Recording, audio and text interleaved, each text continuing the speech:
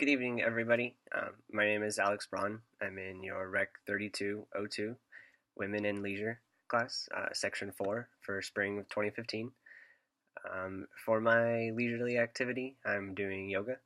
I went to a studio called Studio E in Moraga.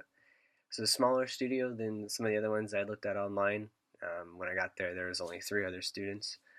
It was about an hour class, but it was a hatha style of yoga compared to like a vinyasa or a Bikram style of yoga, which are like Bikram's the hot one, which is a little bit more popular.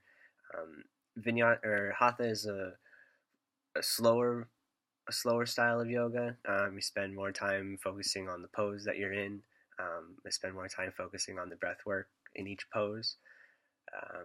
But the class that I went to this evening, it was a hatha style, but it was a little bit of a faster style than traditionally, kind of with some of the movement the movement and flow you would get from a vinyasa class, but still kind of staying in each pose and focusing on your breath in each pose, keeping to the hatha tradition.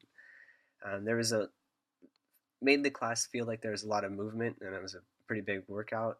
Never really lost much breath though that like you would expect from a big workout, so that was kind of interesting.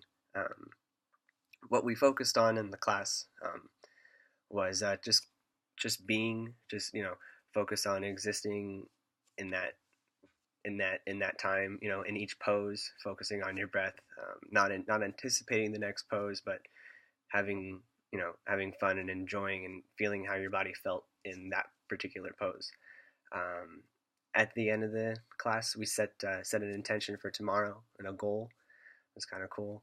Um, I look forward to taking another session, seeing kind of the difference in the flow of the poses, um, seeing how another teacher would teach their style.